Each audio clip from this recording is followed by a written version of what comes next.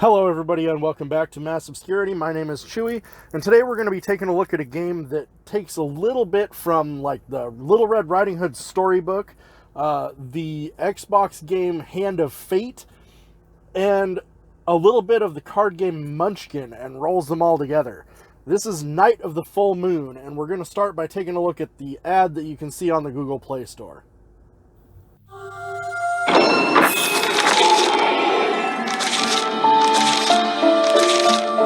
If only I would have had these weapons, I never would have lost my family. Only weak people can feel the horror of weapons. Unbelievable! How could you take it? Let me show you the power of dark magic. Don't waste my time.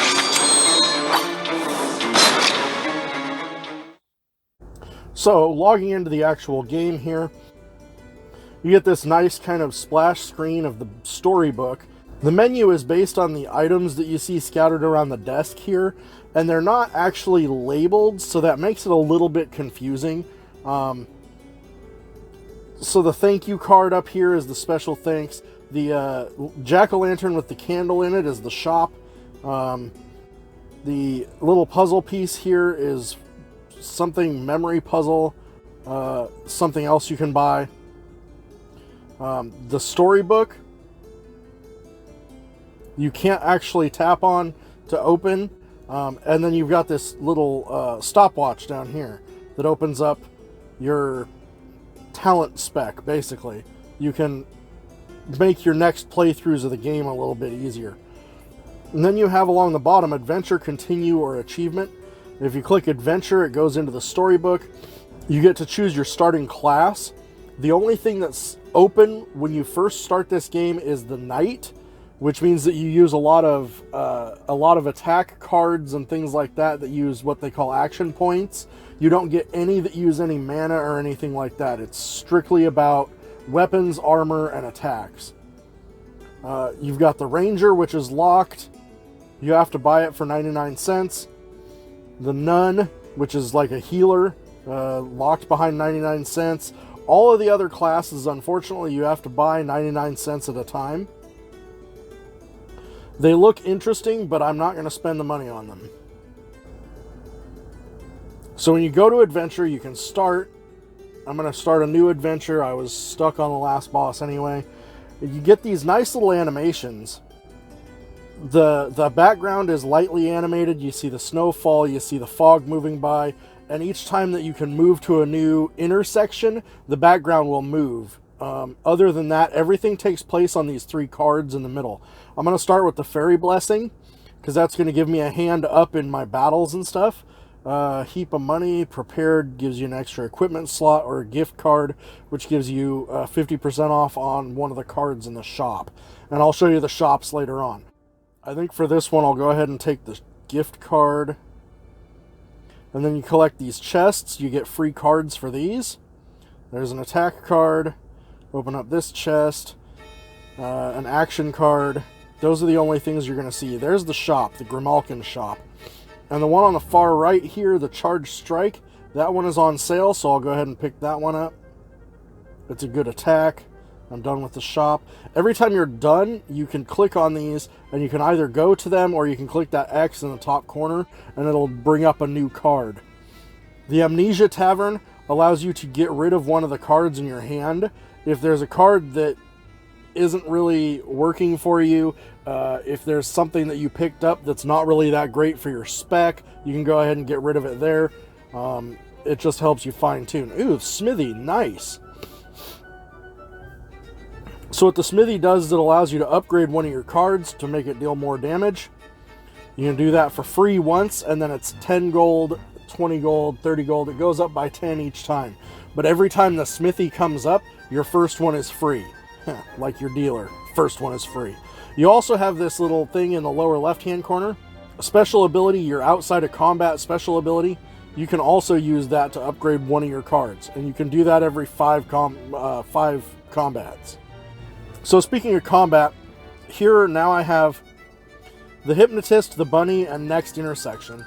So I'm going to go ahead and go and attack the bunny, so we'll see what the fight looks like. It's got these nice little animations. Everything is very storybook or comic book looking. And this is the way the battles work. He's got 6 hit points. He's got 1 mana. He's got 1 action. Down here at the bottom, I've got 24 hit points. I've got 0 mana. I've got 1 action. I've got 10 cards in my deck. And to use an attack, all you have to do is just move the card up and it'll attack. Move the card up and it attacks, and then you end your turn. They get to go. He put a secret out. And it gets more and more complicated. Then you get your equipment cards. Each time you use 2 attack cards, deal 1 damage. I'll go ahead and equip that. And then you use your next basic attack, and triggers when enemy uses an attack, deal 6 damage, draw a card. So I get 6 damage dealt to me, but the combat's over and I win. You get a little bit of experience, you get a little bit of gold, and you move on. Next card.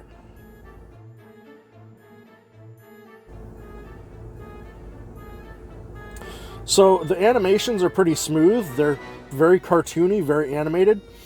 Sometimes when you beat one of these characters, they'll have something to say. Who can be sure what we're experiencing now is not a dream? And then you have responses here, and each one of these responses has the potential to give you more bonuses. So how do you wake up? Look at my pocket watch and you'll wake up. You know, while you were hypnotized, you stole 2 gold. All right. So if I would have chose something different, I could have gotten courage or reputation. Go ahead and get my poison dagger. Every time you level up, you get your choice between 2 more things. Check out the Grimalkin shop. I'll go ahead and... Ooh, 3 random cards to your deck. Nice. I like those cards. That'll work.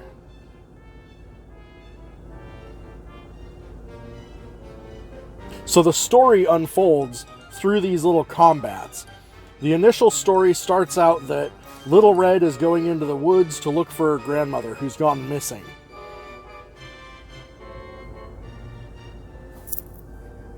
Beyond that, you have like this village guard who's trying to stop you from going into the woods because it's dangerous. Sometimes when you complete that combat, he will talk to you to try and convince you to not go into the woods, and he'll give you a weapon or an attack. He'll teach you how to defend yourself a little better. Let's see, Drunkard.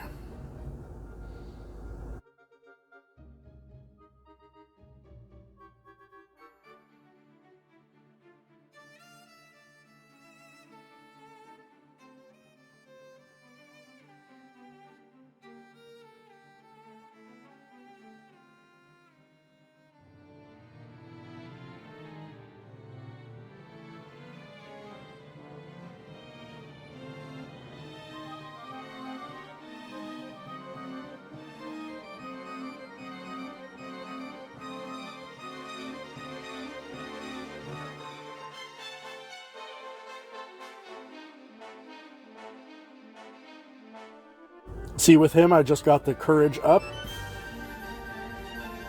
That helps me. You can't fight the last boss unless you have 4 reputation and 4 courage.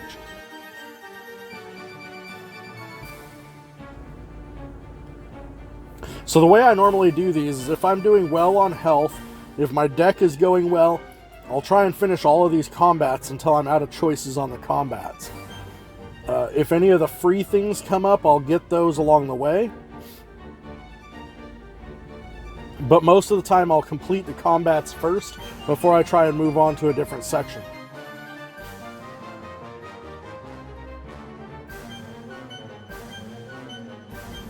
Now that I've leveled up enough, I have this little attack symbol down here in the lower left. So this is my in-combat ability. It allows me to combo, and it copies the next card that I use. So I'm gonna go ahead and copy my basic attack. So I'll use the basic attack. See, I got another basic attack back, so I'll use that. I'll go ahead and use that close combat again and end my turn.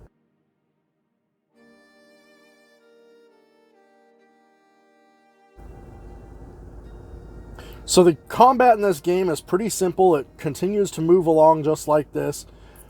The thing is it starts to get much more complicated once you start getting card combos later on in the game. There are some where you can build up a lot of armor for yourself, and then you can use an ability that deals damage based on the amount of armor that you have. You can You can get cards that make it easier to combo. The more attacks that you use, the higher damage it does. As a warrior, or as the knight class, you kind of get a couple of different ways that you can build your deck. You can build your deck for high armor, or you can build the deck more like a berserker, where you deal damage and take damage yourself. And then you can deal more damage based on the health that you've lost. There are multiple different ways that you can customize your deck and play through this game. I'm going to show you what Next Intersection does. Here we got the Scarecrow, the Grimalkin Shop, and the Next Intersection. So next intersection, we're going to move through the woods a bit. And it changes the cards that we've got.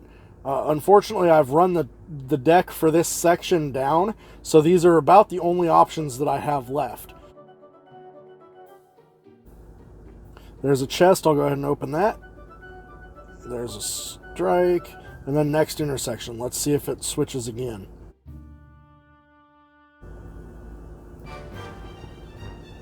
See, there now we've got the Sleepy Bat. So we've got a couple of different options here. Once you find the boss of the section, you fight the boss of the section, which is usually harder than any of the other enemies, and then you move on to the next section. It's called Turn the Page. It turns the page, so you're progressing deeper into the storybook. You're trying to find out more and more what's going on. Anyway, so that's about all this game has to display for you. It's got different achievements that you can get for playing through. It's designed to play through multiple times. Like I said, you've got your talent build, so there's a lot more things that you can do with it. It's absolutely designed to be played through multiple times. And this should help. Each time you play through, it should get easier and easier. But beyond that, that's really all that Night of the Full Moon has to offer. It's got cute little storybook graphics. It's got a kind of an interesting idea behind the game. The gameplay is fun. On the whole, I have to give Night of the Full Moon a 4 stars out of 5. If everything wasn't locked behind having to pay 99 cents for each additional class, if you had at least 3 to start with, it would be a 5-star game. But because there are so many things locked behind having to pay for it, I can only give it 4 stars. Anyway, thank you guys, and we will see you in the next one.